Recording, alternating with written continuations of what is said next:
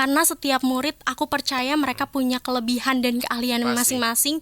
Kalau misalnya ada yang sangat oke di akademisnya, bisa jadi dia di non akademisnya kurang gitu. Begitupun sebaliknya benar. Mungkin kita harus buka komunikasi dengan jujur sih Kak.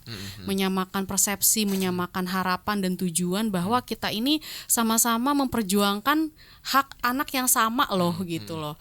Tolong jadilah anak yang baik. Yes. Gitu ya. Jadi yang buruk-buruk di luar sana atau teman-teman yang buruk jangan diikutin gitu ya. Percayalah bahwa di sekolah dan di rumah juga itu pasti dididik dengan baik. Betul.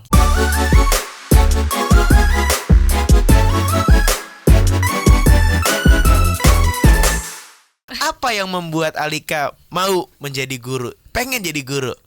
Karena keluarga ibuku tuh kebanyakan dari pendidik juga, Kak. Kebetulan nih Global People. Jadi banyak keluarganya Alika yang guru, termasuk mama, ibu. Mamaku sendiri, iya. Dan benar. ini jarang. Oke, mamanya Alika guru SD, khususnya mata pelajaran olahraga. Nah, jarang kan kita punya guru olahraga tuh perempuan iya. gitu kan. Kayaknya mungkin ini pertama kalinya aku denger deh. Pertama kalinya denger kalau guru olahraga tuh perempuan. Oke, dan gak cuma mama yang jadi guru. Iya. Kakaknya mamaku Bude dan tanteku juga jadi guru. Wow. Dan kalau nggak salah sekarang budenya Alika udah jadi kepala sekolah ya. Iya. Wow. Dan ini apa aja yang udah dibawa kira-kira udah disiapin jadi bekal untuk jadi guru nanti sebagai calon guru? Lebih ke pengalaman mereka saat mengajar, menghadapi anak-anak yang berbagai macam dan problem-problem di sekolah gitu sih Kak. Kadang aku juga suka nanya dan sharing ke mamaku gitu, dan mamaku juga suka curhat kan. Ini tadi ada anak begini-begini. Nah, aku jadi nanya tuh. Terus sebagai guru nanganinnya gimana gitu. Itu kan kalau misalkan nanya ke orang tuh Alika ya. Ada nggak Alika keinginan Alika kan sekarang masih mahasiswi, terus kemarin juga belum lama masih jadi siswa gitu. Apa yang diinginkan sama Alika belum dapat sekarang, terus akan diberikan nanti ketika Alika pas udah jadi guru?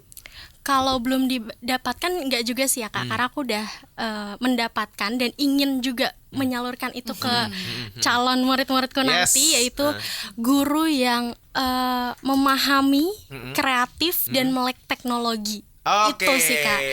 Karena kebanyakan pas aku sekolah guruku tuh udah senior ya Kak. Jadi kelasnya agak boring, yang mostly kayak ya udah kasih tugas terus gurunya menghilang.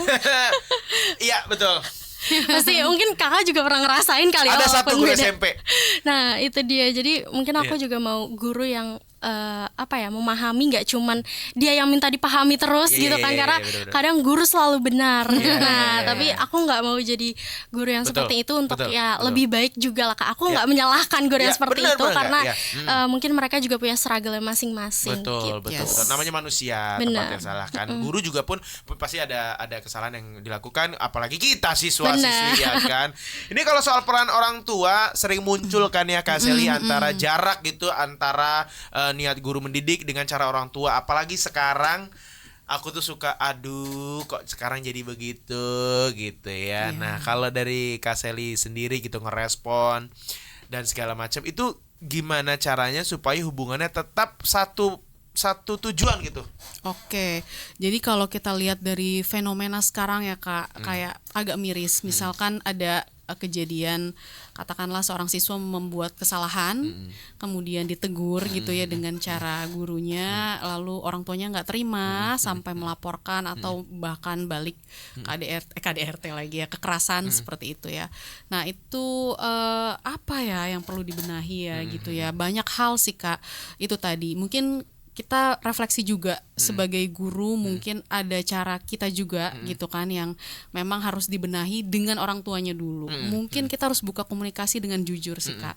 Menyamakan persepsi, menyamakan harapan dan tujuan bahwa kita ini sama-sama memperjuangkan hak anak yang sama loh gitu loh.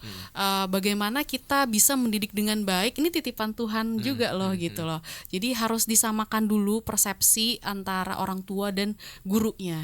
Dan dan juga dari sisi orang tuanya juga memahami betul bahwa tiap-tiap sekolah kan punya peraturan ya Kak gitu ya. Mungkin tidak dengan kekerasan juga ya, tetapi ya itu tadi banyak hal orang tua juga harus memahami, dari pihak sisi sekolahnya juga mengatur regulasinya. Ya bahkan ini bisa ngacunya juga ke pemerintahan juga gitu kan, bagaimana seharusnya mengatur regulasi di sekolah itu seperti apa, seperti itu sih Kak. Betul, jadi setuju. banyak hal ya Kak kalau misalkan ngomongin tentang jarak antara guru dan juga orang tua. Ya betul. Itulah pentingnya komunikasi antara guru dan orang tua gitu ya. Kalau dulu, sekarang tuh masih ada nggak sih POMG, Persatuan Orang Tua Murid dan Guru? Masih ada. Namanya apa ya? Komite. Oh, namanya komite sekarang. Iya benar. Aku SMA, POMG itu SD, pas udah SMA itu komite, betul. Iya, betul. Tapi ya aku tuh ngerasain banget waktu SD, alhamdulillah, SD-nya SD swasta tapi di namanya Adik Irma, itu antara orang tua dan guru itu deket banget. Karena jadi SD-nya itu muridnya nggak banyak. Cuma ada 4 kelas, per kelasnya cuma 19 orang, 20 orang gitu, dan itu deket banget kita orang tua dan guru. Sampai waktu itu pengurus yayasan sekolah juga bilang angkatan ini tuh bagus banget orang tuanya dan guru. Dan itu terbukti nggak pernah terjadi hal yang tidak diinginkan. Apalagi kayak sekarang tuh emang miris banget gitu ya. Aku tidak membenarkan didikan yang mungkin seperti dulu, tapi aku bisa kayak gini tuh karena didikan zaman dulu, gitu. Betul. Jadi ya nggak bisa disalahin juga sih. Kebetulan juga mungkin orang tua yang masih ada sedikit memendam sesuatu mungkin dari zaman dulu gitu ya.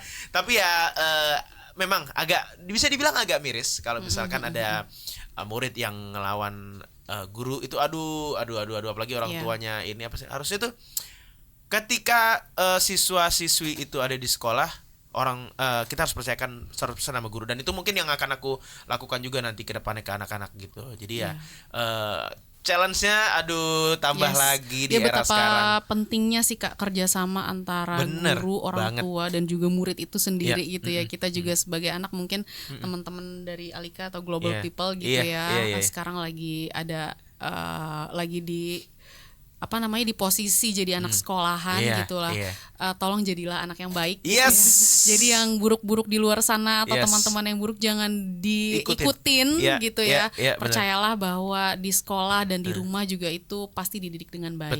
Betul. Kita percaya semua itu ya. Dan rata-rata sebenarnya ya, ini bukannya melarang untuk main sama sekolah lain, tapi kadang-kadang kalau dari pengalaman aku, kita tuh agak sedikit belok gitu ya, agak bandel itu termasuk ada pengaruh dari anak-anak sekolah lain gitu loh. Ya kan? Betul banget. Apalagi lagi labil-labilnya. Benar. Jadi kita lagi nyari arahan. Kurang seru nih sekolah gue. Sama anak-anak situ aja deh gitu. Nah itulah kadang-kadang di situ. Kalau Alika sendiri nih, Alika kan sebagai calon guru muda, kira-kira udah ngebayangin belum? Harus ngadepin anak zaman sekarang sekaligus orang tuanya yang ekspektasinya mungkin beda sama kita gitu. Benar. Coba nih, Kak Seli akan melihat juga nih kira-kira akan kayak gimana nih? Kalau yang aku tahu ya generasi sekarang tuh strawberry generation. Strawberry generation. Dari luar terlihat indah, tapi dia mudah hancur. Bagus, luar biasa, tepuk tangan dong. Luar biasa. Jadi aku udah kebayang sih kayak akan mix feeling banget ya. Terutama sekarang anak-anak sekarang tuh tumbuh dengan banyak distraksi juga ya, banyak sosial media, digitalisasi dan sebagainya, dan tapi mereka juga kritis Kak. Bener. Nah mungkin aku akan memanfaatkan